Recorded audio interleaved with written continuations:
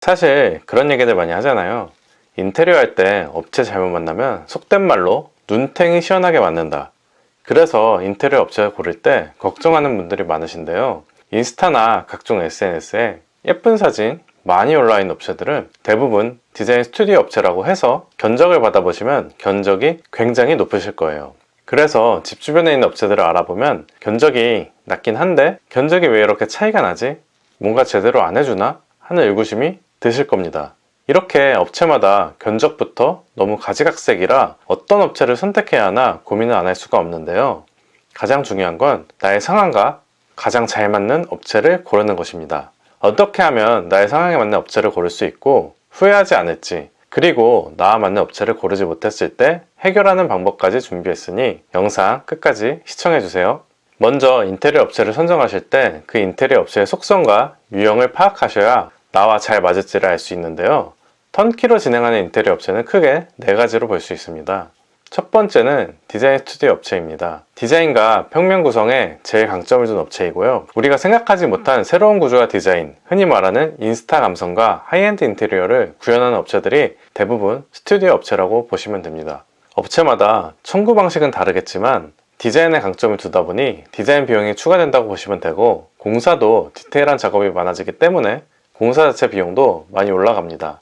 따라서 공사 비용이 많이 높아지기 때문에 특히 아파트의 경우는 부동산 가치 대비 인테리어 투자 비용이 합리적인지 따져보고 의뢰하시는 것을 추천드립니다.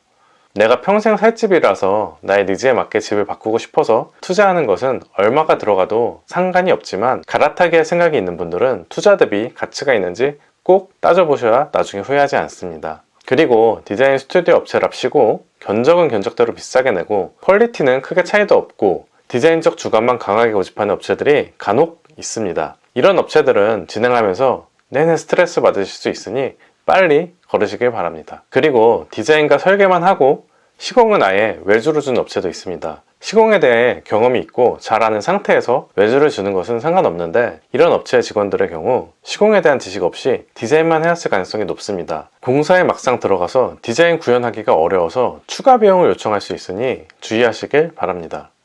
두 번째로는 토탈 인테리어 업체입니다. 공식적인 명칭이 따로 없어서 그냥 토탈 인테리어 업체라고 명칭을 하겠습니다.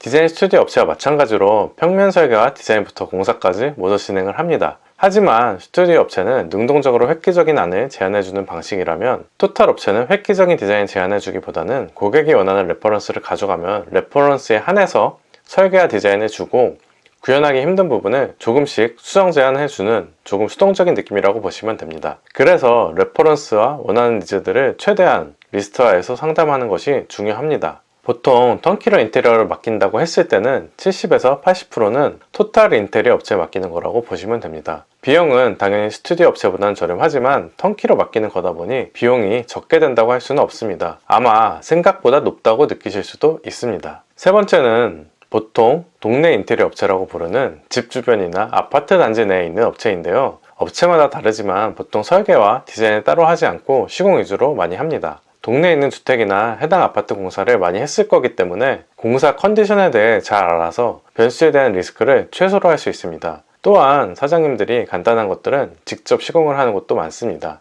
따라서 공사 비용을 낮출 수 있는 장점이 있습니다. 그리고 관리실과 주변 민원관계도 파악이 잘 돼 있을 거기 때문에 공사를 원활하고 빠르게 진행할 수 있습니다. 단점으로는 설계와 디자인이 따로 하지는 않기 때문에 똑같은 구조 내에서 다른 집들과 비슷한 자재로 비슷한 스타일로 시공할 가능성이 큽니다. 마지막으로 대기업 브랜드 업체가 있는데요.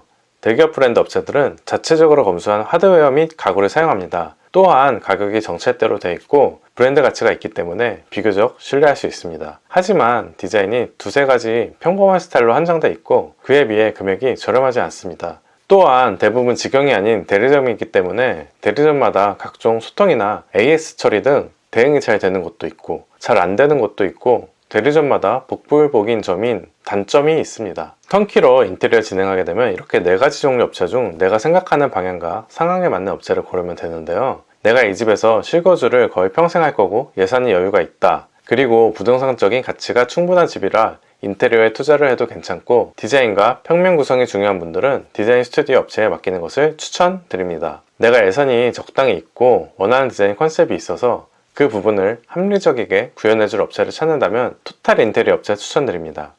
내가 예산이 빠듯해서 지금 상태에서 도배, 바닥재, 타일 등 간단히 마감재만 바꾸고자 하는 분들, 또는 전세나 월세 임차를 주기 위해 깔끔하게만 간단히 수리하고 싶은 분들은 동네 인테리어 업체에 비교적 저렴한 가격으로 맡기는 것을 추천드립니다. 내가 업체를 여러 군데 알아볼 시간이 없고 아는 곳이나 소개받을 곳도 없는 분들은 그래도 비교적 안전한 대기업 브랜드 업체에 맡기는 것을 추천드립니다.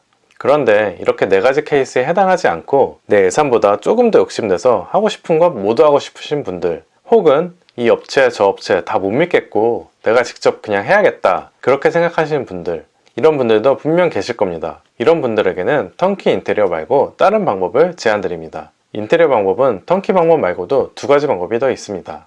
앞서 계속 말씀드린 턴키 방법은 인테리어 업체의 디자인부터 설계, 자재 선정, 그리고 공사 관리까지 모든 것을 위임해서 그에 대한 금액을 지불하는 방식입니다. 물론 진행하면서 평면 구성이나 자재 선택 등 중요한 선택은 소비자가 직접 해야겠지만 업체에서 소비자가 쉽게 선택할 수 있게 몇 가지 옵션을 제안해 드립니다. 그렇기 때문에 예산이 충분히 있으면 비교적 편하게 인테리어를 진행할 수 있는 방법입니다. 다음은 완전 셀프 인테리어인데요. 말 그대로 내가 직접 구상하고 스케줄 짜고 재료를 구매해서 시공까지 직접 몸으로 하는 방법입니다. 인건비가 따로 들지 않기 때문에 비용이 획기적으로 감소합니다. 다만 그 인건비는 내가 몸으로 떼어서 아낀 거기 때문에 매우 힘이 들 수 있습니다. 그리고 내가 원래 기술이 있거나 손재주가 좋았던 것 아니면 결과물의 퀄리티가 좋지 않을 확률이 큽니다. 부분 공사거나 내가 시간이 많아서 경험 삼아 해보려는 것 아니면 추천드리는 방법은 아닙니다. 그 시간에 내가 잘하는 것을 해서 인테리어 비용을 확보하는 것이 훨씬 효율적이라고 생각합니다. 다음은 반셀프 인테리어입니다. 셀프와 비슷하게 내가 직접 구상하고 스케줄도 짜고 재료도 구매하지만 공사 종류별 해당 분야의 전문가를 고용해서 전문가가 직접 시공하게끔 하는 방법입니다. 턴키 업체의 역할 중 하나가 공사 종류별 전문가를 고용해서 컨트롤해주는 역할을 대행하는 것인데, 이걸 직접 함으로써 턴키 업체에 줄 이윤과 부수적인 비용을 아낄 수 있는 방법입니다. 따라서 턴키로 맡기는 것보다 평균적으로 15에서 20% 정도의 비용을 아끼실 수 있습니다.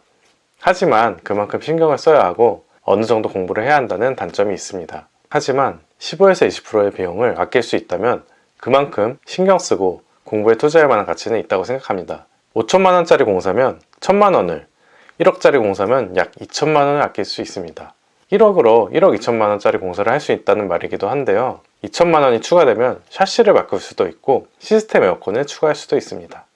물론 반셀프 인테리어를 하게 되면 신경 쓸 것도 많고 힘도 더 드실 거예요. 하지만 내가 몇십 년 혹은 평생 살아갈 수도 있는 내 집이라면 조금 더 고생하고 그 비용으로 내가 원하는 결과물을 얻는 것이 멀리 봤을 때 후회하지 않으실 겁니다.